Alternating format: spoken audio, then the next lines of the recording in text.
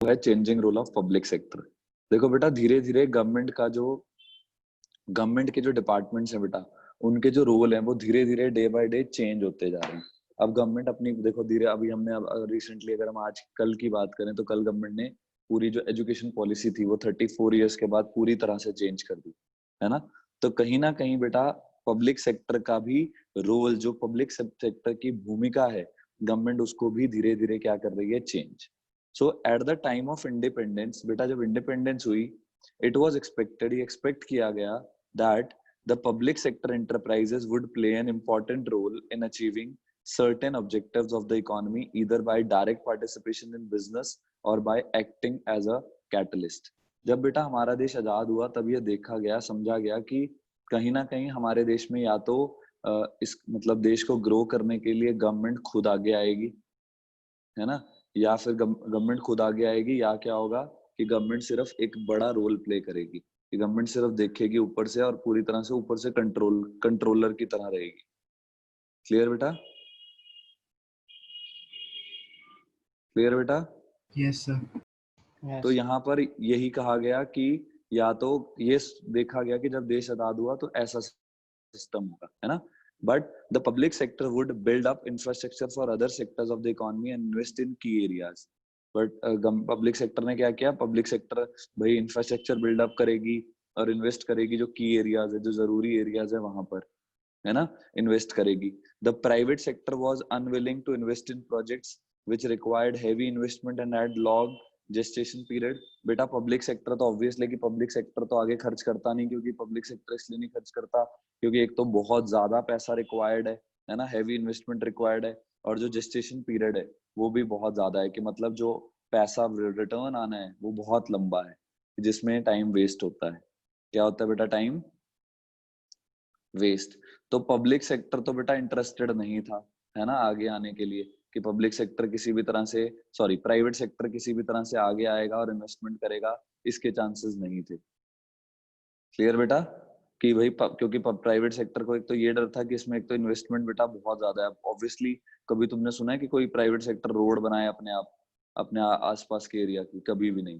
क्यों? क्योंकि रोड बनाने में, इंफ्रास्ट्रक्चर डेवलप करने में बहुत ज्यादा पैसा खर्च होता है, जो कि कभी भी कोई पब्लिक सेक्टर जो होगा, पब्लिक सेक्टर का पर्सन, वो कभी भी उसमें इंटरेस्टेड नहीं रहेगा, क्योंकि उसमें बहुत ज्यादा इन्वेस्टमेंट रिक्वायर्ड है और आउटपुट जो आने का टाइम पीरियड है बेटा वो बहुत लंबा है। तो वो कभी इंटरेस्टेड नहीं रहेगा कि वो कभी ऐसा इसमें करे, इन्वेस्टमेंट्स करे। तो हमेशा इसको इन्वेस्टमेंट किसको करनी होगी? पब्लिक सेक्टर को।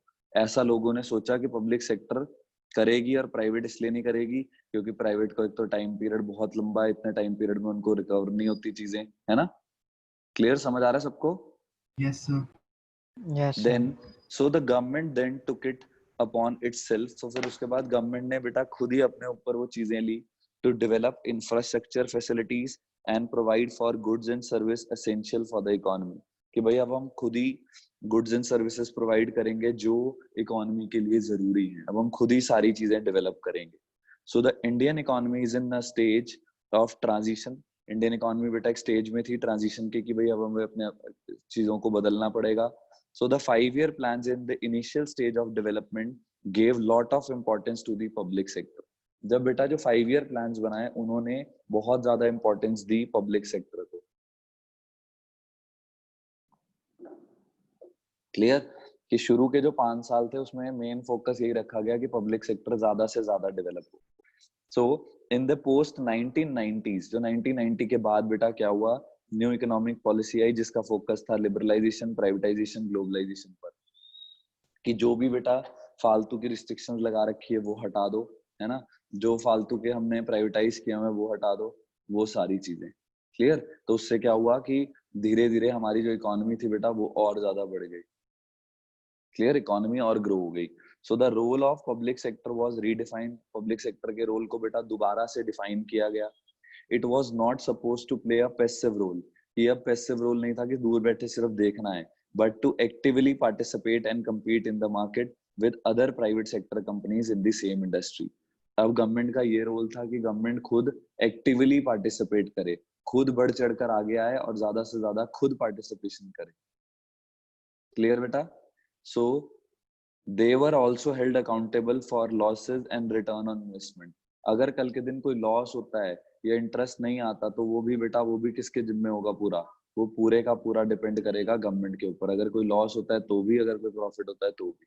So if a public sector was making loss continuously, अगर बेटा पब्लिक सेक्टर लगातार लॉस इनकर कर रही है, बार बार लॉस हो रहा है, so it was refer to the board for industrial and financial reconstruction for complete overhauling और शट डाउन। तो ये एक पूरा सिस्टम बनाया हुआ था जिसमें कि अगर बहुत ज्यादा लॉस हो रहा है तो पूरी तरह से उसको शट डाउन कर दो। क्लियर बेटा? So various committees were set up, बहुत सारी कमिटी सेटअप की गई बेटा कि इन ये जो इनएफिशिएंट पब्लिक सेक्टर है, ये जो सही नहीं चल रहे इनएफिशिएंट पब्लिक सेक्टर, इन पर फोकस करो, इन पर फुल फ्लेज फोकस करो कि अगर ये काम नहीं कर रहे तो क्या प्रॉब्लम है, कहाँ प्रॉब्लम है, कैसे प्रॉब्लम है, with reports on how to improve. और ये भी देखो कि कैसे हम इसको इम्प्रूव कर सकें, how to improve their managerial efficiency and profitability, कैसे मैनेजरियल एफिशिएंसी और प्रॉफिटेबिलिटी को बढ़ाया जाए, कैसे उसे इंक्रीज किया जाए। Clear? So the role of public sector is definitely not what was envisaged in the early 1960s or 70s. ये वो नहीं था कि अब पूरी तरह से 1960 और 70 में था, अब कहीं ना कहीं रोल बेटा चेंज हो गया था। रोल में धीरे धीरे क्या आ रही थी? चेंजेस आ रहे थे। क्लियर? कैसे चेंज आ रहे थे? क्योंकि धीरे धीरे चीजें चेंज हो रही थी, क्योंकि अब गवर्नमेंट चाह रही थी कि जो उनके पब्लिक सेक्टर जो सेक्टर हैं जो लॉस कर रहे हैं उनको शट डाउन कर दो, क्योंकि उनको फालतू में चलाना एक सही नहीं है, कि फालतू में वो चलता हम उनको चलाते जा रहे हैं, वो हमारे लिए सही नहीं है, क्योंकि उसमें हमें ही लॉस है। घूम फिर के गवर्नमेंट को ही वो उनका वेट उठाना पड़ेगा, जो गवर्नमेंट के लिए एक भारी लॉस है। क्लियर बेटा यहाँ तक? Yes, sir. सो गवर्नमेंट ने बेटा पब्लिक सेक्टर को इम्प्रूव करने के लिए गवर्नमेंट ने क्या करा बेटा? उन्होंने डेवलप किया इंफ्रास्ट्रक्चर। इंफ्रास्ट्रक्चर होती है बेटा रोड्स, कम्युनिकेशन, है ना, इलेक्ट्रिसिटी, ये सब गवर्नमेंट ने मतलब डेवलप किया, गवर्नमेंट ने ग्रो किया। यहाँ तक clear? Yes, sir. Yes, sir. Yes, sir. पक्की बात है? सो Yes. बेटा गवर्नमेंट ने डेवलप कैसे किया?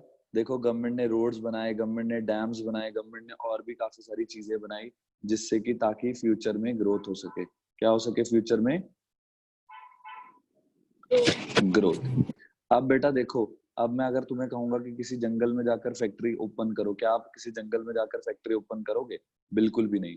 आप उसी जगह पर जाकर फैक्ट्री ओपन करोगे जहां पर आपको इंफ्रास्ट्रक्चर मिलेगा, है ना। और इंफ्रास्ट्रक्चर क्या होता है? जहां रोड होगी, इलेक्ट्रिसिटी होगा, बेसिक चीजें होंगी वहीं पर। So the development of infrastructure is a prerequisite for industrialization in any country. कहते हैं अगर आप कभी भी किसी देश में डेवलपमेंट करना चाहते हो तो एक प्राइमरी चीज है जो क्या है? इंफ्रास्ट्रक्चर, जो किसी भी देश में डेवलपमेंट करने के लिए जरूरी है। किसी भी देश में अगर आप डेवलपमेंट चाहते हो तो उस देश में वहां पर बेसिक चीजें होनी जरूरी है, बेसिक इंफ्रास्ट्रक्चर होना जरूरी है। क्लियर? अगर बेसिक इंफ्रास्ट्रक्चर होगा तभी देश ग्रो कर पाएगा, अदरवाइज वहां पर इंडस्ट्रियलाइजेशन नहीं हो पाएगी।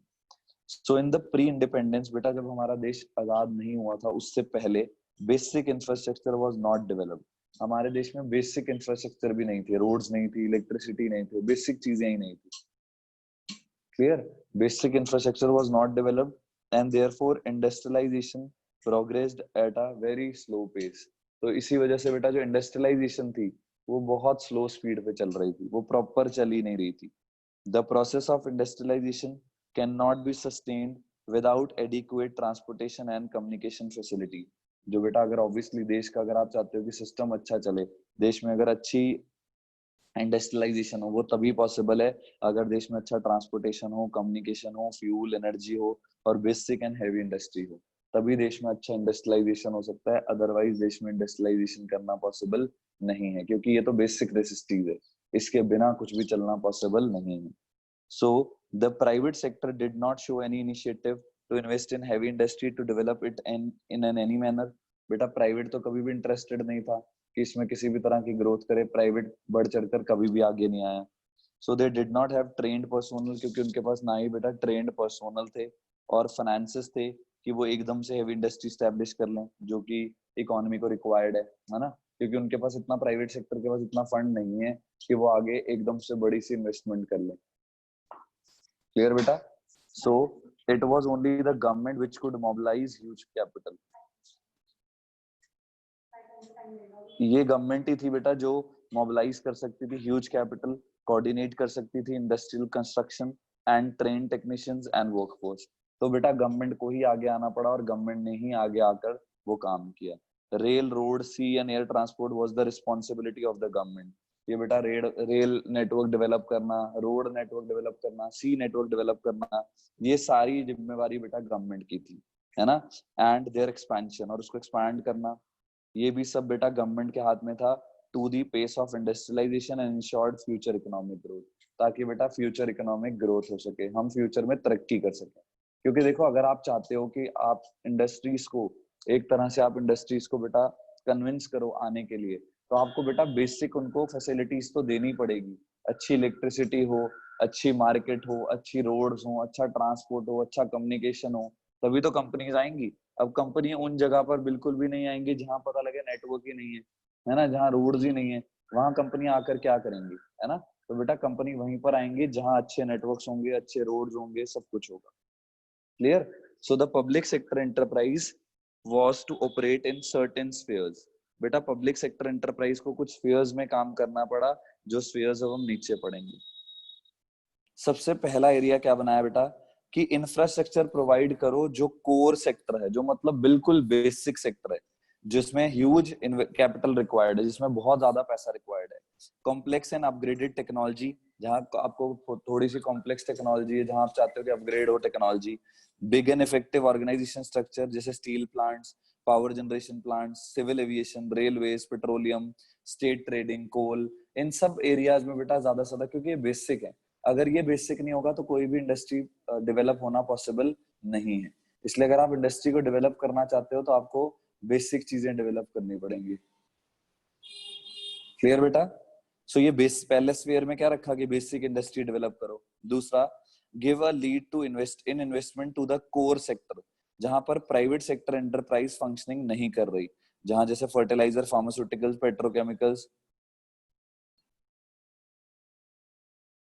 News print, medium and heavy engineering, जहां प्राइवेट सेक्टर उस मैनर में, उस लिमिट में, उस लेवल पर काम नहीं कर रहा कि वहां जितना रिक्वायर्ड है, तो बेटा वहां पर गवर्नमेंट को आगे आना पड़ा, जो बेसिक थे, जैसे बेसिक से थोड़ा उठ के जैसे फर्टिलाइजर्स, फार्मास्यूटिकल्स हो गए, हैवी इंजीनियरिंग हो गई, इन सब में। तीसरा आ गया बेटा, give direction to future investments, जैसे hotels, project management, consultancies, textiles, automobiles etcetera. इन पर भी गवर्नमेंट ने इन्वेस्टमेंट्स की ताकि ज्यादा से ज्यादा एम्प्लॉयमेंट प्रोवाइड हो, ताकि ज्यादा से ज्यादा ग्रोथ हो। यहाँ तक क्लियर?